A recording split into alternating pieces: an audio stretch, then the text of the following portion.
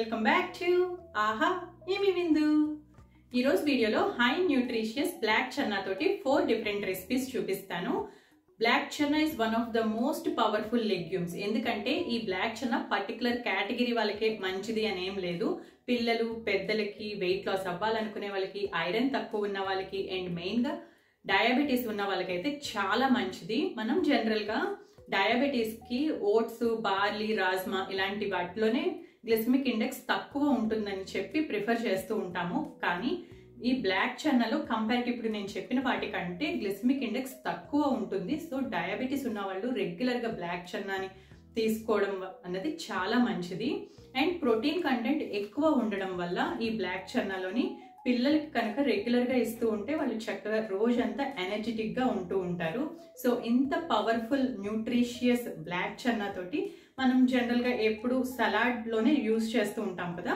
So అలా కాకుండా నేను ఈరోజు 4 డిఫరెంట్ రెసిపీస్ని చూపిస్తాను. చాలా ఈజీ అండ్ హెల్దీ వేలో చేసుకోవచ్చు ఈ రెసిపీస్ని అండ్ పిల్లలకి కూడా చాలా నచ్చుతాయి. సో మరి లేట్ చేయకుండా వీటిని ఎలా చేసుకోవాలో చూసేద్దాం రండి. అండ్ ఇంకొక స్మాల్ రిక్వెస్ట్ అండి, ఇప్పటి వరకు నా ఛానల్ని ఎవరైనా సబ్స్క్రైబ్ చేసుకోకపోతే సబ్స్క్రైబ్ చేసుకోండి. అండ్ ముందు ముందు ఎలాంటి వీడియోస్ నా ఛానల్లో వస్తే బాగుంటుంది అనుకుంటున్నారో చెప్పండి నాకు.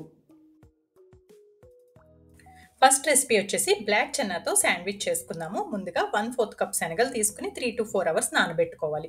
నేను తీసుకున్న 1/4 కప్ శనగలు ముగ్గురికైతే కడుపు ఫుల్గా తినడానికి సరిపోతుంది. ఇలా నానిన శనగల్లో కొద్దిగా వాటర్ అండ్ సాల్ట్ వేసి ప్రెషర్ కుక్కర్లో పెట్టి ఒక 5 to 6 విజిల్స్ వచ్చే వరకు కుక్ చేసుకుంటే మనకి మెత్తగా శనగలు అయితే ఉడికిపోతాయి. ఇలా ఉడికిన శనగల్లోని వాటర్ని స్ట్రెయిన్ చేసేసి ఒక గిన్నెలోకి శనగలు తీసుకుని స్మాషర్ తోటి స్మాష్ చేసేసుకోవాలి. బాగా మెత్తగా ఉడికినట్టయితే మనకి ఈజీగా స్మాష్ అయిపోతాయి, లేకపోతే కొంచెం గట్టిగా స్మాష్ చేయాల్సి వస్తుంది. ఇలా స్మాష్ చేసుకున్న శనగల్లో 1/4 స్పూన్ పెప్పర్, రుచికి తగ్గ ఉప్పు, కొద్దిగా black salt, red chilli flakes, సన్నగా కట్ చేసుకున్న గ్రీన్ చిల్లీస్. ఇది ఆప్షనల్, మీ పిల్లలకి కారం పర్వాలేదు అనుకుంటే వేయండి, లేకపోతే స్కిప్ చేసినా పర్వాలేదు. 2 to 3 టేబుల్ స్పూన్స్ గట్టి పెరుగు కూడా వేసుకుని ఒకసారి బాగా కలిపేసేయాలి. ఇక్కడ వేసిన స్పైసెస్ అన్నీ కూడా 1/4 స్పూన్ వేసాను. మీరు మీ టేస్ట్కి తగ్గట్టుగా కావాలంటే స్పైసీనెస్ని బట్టి క్వాంటిటీస్ని పెంచుకోవచ్చు, తగ్గించుకోవచ్చు.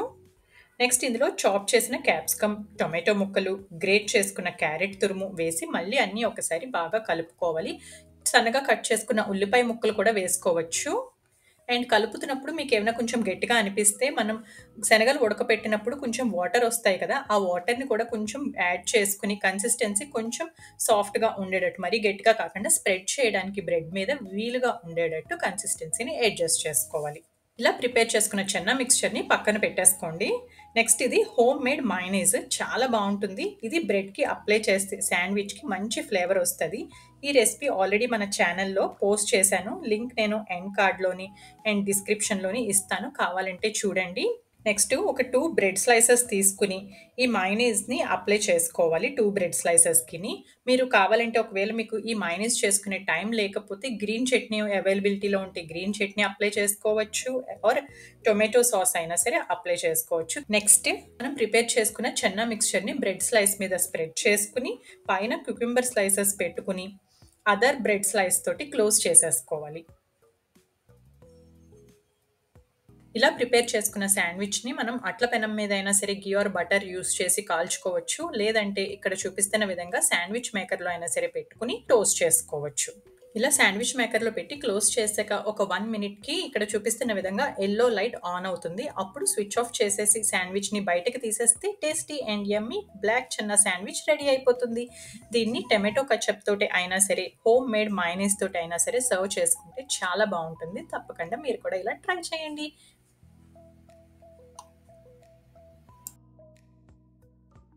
అండ్ సెకండ్ రెసిపీ వచ్చేసి స్ప్రౌటెడ్ శనగలతోటి చేసిన పొంగడాలు. చాలా టేస్టీగా చాలా బాగున్నాయి. వీటిని బ్రేక్ఫాస్ట్గా తినచ్చు, ఈవినింగ్ స్నాక్స్ టైంలో కూడా వేసుకోవచ్చు. పిల్లల స్కూల్ నుంచి వచ్చిన తర్వాత వాళ్ళకి చేసి పెట్టడానికి కూడా చాలా ఈజీగా ఉంటుంది, టేస్టీగా కూడా బాగుంటాయి. సో లేట్ చేయకుండా ఈ రెసిపీ ఎలా చేసుకోవాలో చూసేద్దాం. ఫస్ట్ ఈ పొంగడాలు చేసుకోవటానికి 1 కప్ అటుకులు తీసుకుని బాగా వాష్ చేసి 1/2 hour పాటు నానబెట్టుకోవాలి. నెక్స్ట్ 1 మీడియం సైజ్ ఆనియన్ని క్యాప్సికమ్ని చిన్న ముక్కలుగా కట్ చేసుకోవాలి. నెక్స్ట్ 1 కప్ పాలకూరని బాయిల్ చేసి ఇక్కడ చూపిస్తున్న విధంగా చిన్నగా కట్ చేసుకోవాలి. ఇక్కడ పాలకూర అనే కాదు, ఏదైనా ఆకుకూరని తీసుకుని ఒక చిన్న కట్టని దాన్ని బాయిల్ చేసుకుని ఇలా చూపిస్తున్న విధంగా చిన్నగా కట్ చేసుకోవాలి. ఇలా అన్నీ కూడా సిద్ధం చేసుకున్నాక మిక్సీ జార్లో మొలకొచ్చిన శనగలు వేసుకుని, ఇక్కడ శనగలు ఆల్మోస్ట్ ఇవి 1.5 కప్ ఉంటాయి. ఇక్కడ శనగల ప్లేస్లో మీరు మొలకొచ్చిన పెసలైనా సరే వేసుకోవచ్చు. నెక్స్ట్ హాఫ్ అన్ అవర్ పాటు నానిన అటుకులు, 4 పచ్చిమిరపకాయలు, 1.5 స్పూన్ సాల్ట్, 1 ఇంచ్ అల్లం ముక్క వేసి మెత్తగా గ్రైండ్ చేసుకోవాలి. ఇక్కడ వాటర్ వేయాల్సిన అవసరం లేదు, ఆల్రెడీ అటుకులు నానడానికి వేసిన వాటరే సరిపోతుంది. ఇలా మెత్తగా గ్రైండ్ చేసుకున్న దాన్ని బౌల్లోకి తీసుకుని కట్ చేసుకుని సైడ్కి పెట్టుకున్న ఆనియన్, క్యాప్సికమ్ ముక్కలు, స్పినాచ్ అన్నీ కూడా వేసేసి బాగా కలుపుకోవాలి. బ్యాటర్ కన్సిస్టెన్సీ మరి పల్చగా కాకుండా పునుకులు వేసుకోవడానికి వీలుగా ఉండేటట్టు కలుపుకుంటే మనకి వేస్తున్నప్పుడు వీలుగా ఉంటుంది పొంగడాలు వేసుకుంటున్నప్పుడు. ఇప్పుడు ఈ బ్యాటర్ని సైడ్కి పెట్టుకుని పొంగడాలు మూకుడు తీసుకుని ఆయిల్ ప్రతి గుంటలోని కొద్ది కొద్దిగా వేసుకోవాలి. మరి ఎక్కువ అవసరం లేదు, ఇక్కడ చూపిస్తున్న విధంగా కొంచెం వేసుకుంటే సరిపోతుంది. ఈ బ్యాటర్ని వేసుకుని మూత పెట్టి 1 సైడ్ కాలిన తర్వాత మూత తీసి అదర్ సైడ్ కూడా కాల్చుకోవాలి. ఈ పొంగడాలు ఇంకా క్రిస్పీగా కావాలనుకుంటే కొద్దిగా బియ్యం పిండి బ్యాటర్లో కలుపుకోవాలి.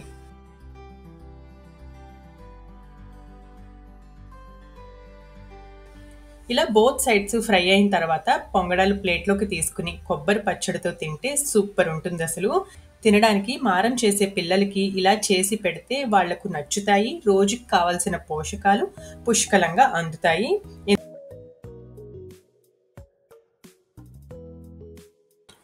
నెక్స్ట్ రెసిపీ వచ్చేసి శనగలతోటి వడలు. వీటినే మసాలా వడలను కూడా అంటారు. ఈవినింగ్ స్నాక్స్గా చేసుకోవడానికి భలే ఉంటాయి. ఫస్ట్ ఈ వడల కోసం 5 to 6 అవర్స్ వరకు నానిన శనగల్ని తీసుకోవాలి. నానిన శనగలవి ఇక్కడ చూపిస్తున్న విధంగా పైన తొక్క తీసేసి కొన్ని శనగలు పక్కకు పెట్టుకోవాలి. ఇలా కొన్ని ఒలిచే టైం కూడా లేకపోతే గట్టి శనగపప్పు ఒక 2 స్పూన్స్ నీళ్ళల్లో వేసి ఒక హాఫ్ అన్ అవర్ పాటు నానబెట్టుకుని తీసుకోండి. ఇలా ఒలుచుకున్న పప్పుల్ని సైడ్కి పెట్టుకుని మిక్సీ జార్లో నానిన శనగలు ఒక ఆల్మోస్ట్ నేను 2 కప్స్ వరకు ఉంటాయి ఈ శనగలు, 1 ఇంచ్ అల్లం ముక్క, 4 పచ్చిమిరపకాయలు, 2 స్పూన్స్ సాల్ట్ వేసి మరి మెత్తగా కాకుండా కొంచెం బరుకుగా ఉండేటట్టు గ్రైండ్ చేసుకోవాలి. అస్సలు వాటర్ వేయద్దు. మరీ నలగట్లేదు అనుకుంటే ఒక 2 స్పూన్లు వేయండి, లేకపోతే మధ్య మధ్యలో మిక్సీ జార్ ఆపి కలుపుతూ గ్రైండ్ చేసుకోండి. గ్రైండ్ చేసుకున్న దాన్ని మిక్సింగ్ బౌల్లోకి తీసుకుని కొన్ని ఉల్లిపాయ ముక్కలు, కొత్తిమీర, 1/4 స్పూన్ గరం మసాలా వేసి అన్నీ బాగా కలుపుకోవాలి.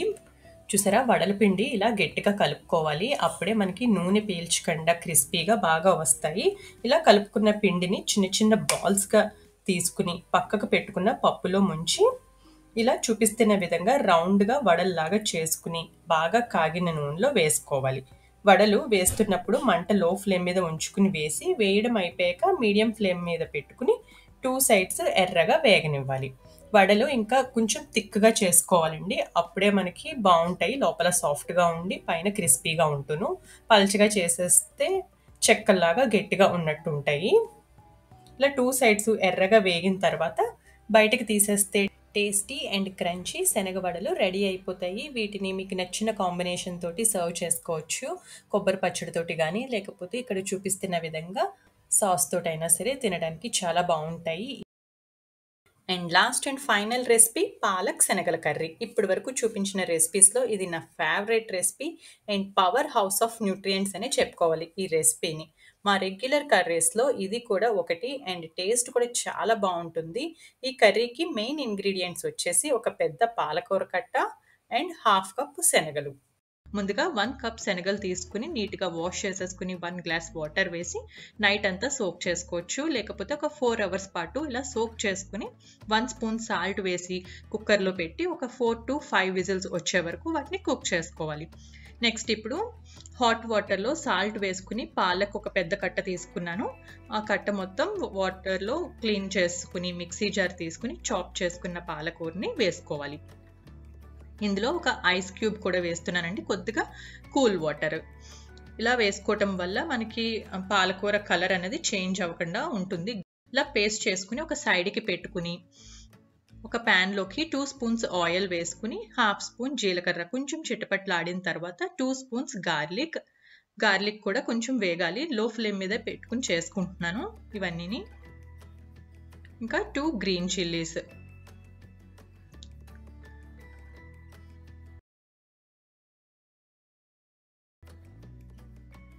2 మీడియం సైజ్ ఆనియన్స్ని చాప్ చేసుకుని వేసుకోవాలి. మనం శనగల్లో ఆల్రెడీ సాల్ట్ కొద్దిగా వేసాము, సో సాల్ట్ కూడా చూసుకుని ఒక హాఫ్ స్పూన్ సాల్ట్ వేసి ఇది గోల్డెన్ కలర్ వచ్చే వరకు ఫ్రై చేసుకోవాలి. ఇలా గోల్డెన్ కలర్ వచ్చిన తర్వాత శనగలు ఉడకపెట్టుకున్నాం కదా, ఆ ఉడకపెట్టుకున్న శనగలను కూడా వేసేసుకోవాలి.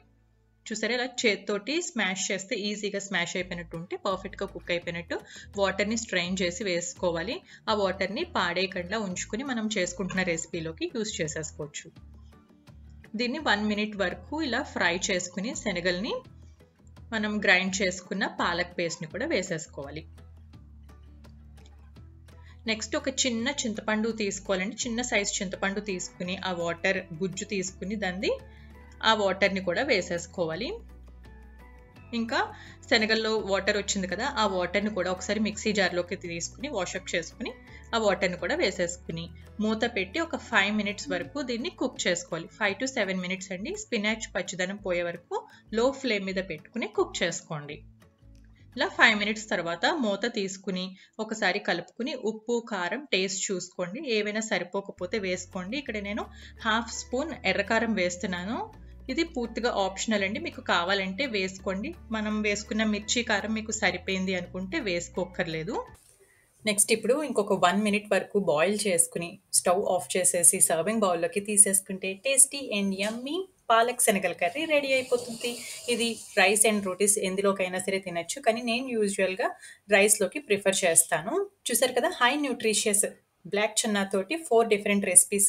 ఇందులో ఏ రెసిపీ మీరు కూడా చేసుకుంటూ ఉంటారో మీ ఇంట్లో రెగ్యులర్గా నాకు కమెంట్స్లో చెప్పండి. అండ్ ఏ రెసిపీ మీకు నచ్చిందో కూడా చెప్పండి.